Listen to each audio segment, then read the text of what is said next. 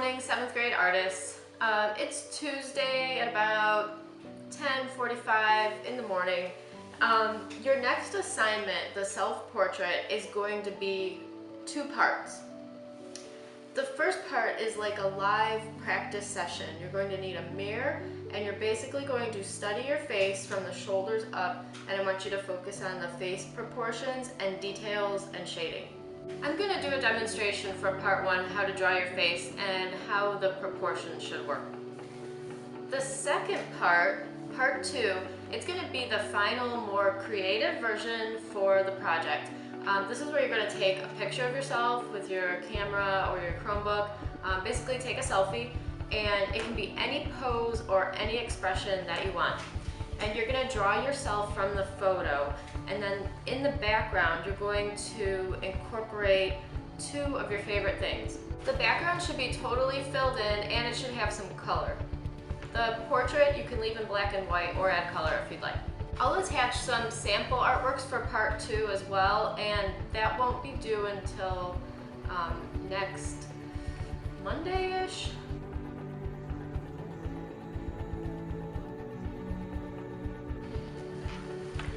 Before you start drawing yourself, there are some general rules for drawing a face, and this basic template that I'll show you can be adapted for any type of face, any shape, any size. So the first thing you want to do is draw your upside down egg shape, and if you'd like to look at your face while you're doing this, you can, or just practice this on a scrap piece of paper. But I always start my portraits with this upside down egg. From there, I'm going to do some very light guidelines. So I know that I need a symmetry line vertically, and then halfway through the face horizontally, I'm also going to add a line. And you might already have your own style of doing this, but for everybody else, this is something you can do. From here, I'm going to add the eyes, and I generally will go to this section and this section, and I'm going to make the eye centered between this line and the edge of the face. So I'm just going to do kind of half of an almond shape. I'm going to go up and over and down on the top of the line, and then I'm going to go down and up along the bottom of the line. So kind of an almond, pretty much centered between this line and the edge. I'll do the same thing on this side.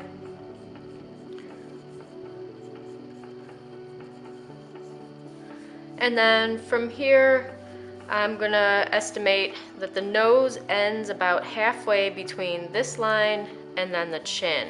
So I'll put a little mark for where the end of my nose is going to be.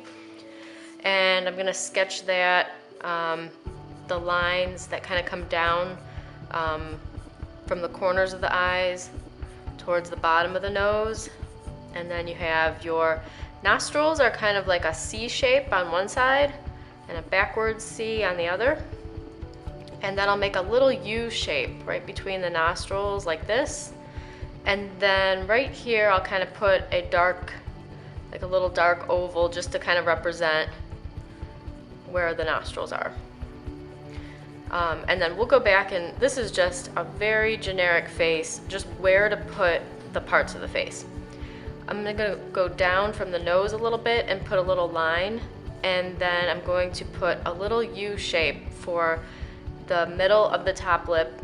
I'm gonna go up and over on each side and make kind of a little M shape now. So it's gone from a U to like a very shallow M.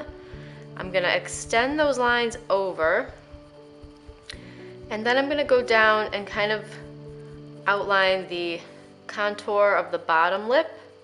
And then from there, I'll just put the line between the lips. So now I formed both parts of the mouth.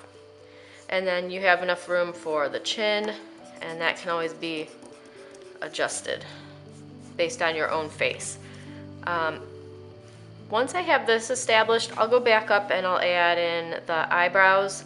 So when you're drawing yourself, you're gonna look at the direction of the hairs of your own eyebrow and try to capture the way you look. This is just a generic face right now, but I'm gonna add in the eyebrows, above the eyes. You'll need to look at your own face to kind of see how close the eyebrows are to the top of the eyelid. So once I have the eyebrows, I'm gonna also add an eyelid on both eyes. That's just a little line that kind of follows the top lid. And then from there, the iris, it should take up pretty much the whole top to bottom of the eye. You don't want it too small because it'll look like your eyes are open really wide. Okay, so I've got the iris and then the pupil. And then we've got those are actually little muscles in your iris that make the color, and they open and close. And that's what makes your pupil either dilated or not. And so I'm gonna put in little lines, almost like just radiating lines from the center out to the edge of each eye to represent those little muscles in there. And then I just kind of outline the iris to give it a little extra emphasis. And then I shade in usually around the edge of each eye to represent the white of the eye. It does kind of have some form to it, some volume, so I do try to shade around the edges of the eye with my pencil. And I'm actually drawing sideways, so it's really hard for me to see if this is symmetrical, just because my camera tripod is in the way. So I can tell I'm not completely symmetrical here, but again, this is just to show you proportions and placement. From here, I'm gonna add eyelashes. Eyelashes on this side of the eye, like towards the inside, are kind of gonna curl this direction. So they're gonna curl in towards the center. As you move across the top of the eyelid, they're gonna curl out towards the edge this way. So you kind of change the direction, because if you were looking straight at someone, that's like that illusion that you would see. And then I'm gonna add some bottom eyelashes too. And you should be, when you draw your face, you're gonna be looking at your own eyelashes to see how big or small they are and what kind of direction they move and what the spacing is like. All right, so from here, I'm gonna be adding ears. Ears should be centered with this line. They pretty much start around the top of your eye, maybe eyebrow height, and you can add those on each side of the face. And I'll go back in and show you a lot more detail when I draw my own face. Usually you see like a little line here. I'm just kind of going off of memory.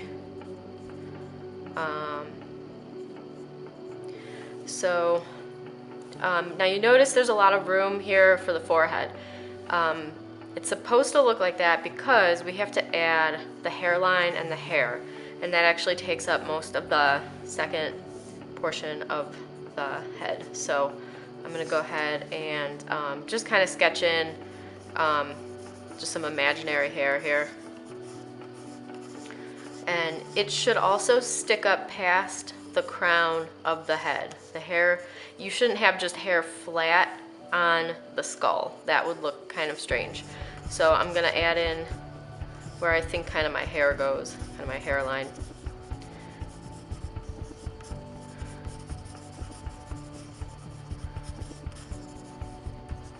And once I have the hair sketched in, kind of just have like a little curly hair coming down here, about like this. I'm gonna go ahead and show you guys where to put the neck. So the neck lines are going to come kind of down from the jaw, and it's got curved lines. So it starts a little bit wider, it tapers in, and then it goes back out towards the shoulders like this. And pretty much that's gonna extend right off the page. I'm not even gonna see, yeah, I'm really asymmetrical here because I'm drawing completely sideways, but shoulders are gonna kind of go off the page, and you can add like a neckline or t-shirt line there. And really, this way of drawing the face with these proportions, it works for really any gender, any face type. If you use those rules, upside down egg, vertical line, horizontal line, almonds halfway here, nose takes up about half of the bottom space, and the mouth should just be centered at the bottom. And then you go back in and add your details, ears, eyebrows, you need your eyelids, eyelashes, and then the hair, and then your neck and shoulders. So this is pretty much everything you need to know for getting the proportions of the face correct.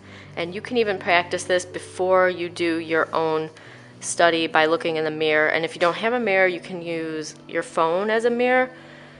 So this, when you're done with part 1 of your portrait, you're gonna turn that in on Google Classroom.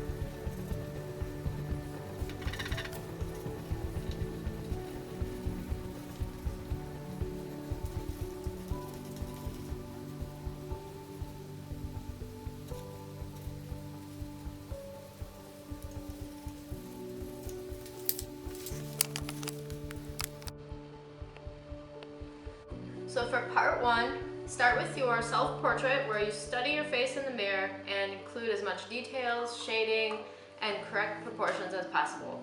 Once you have that done, you can go ahead and turn that in on Google Classroom for part 1. Thank you guys and have a great day.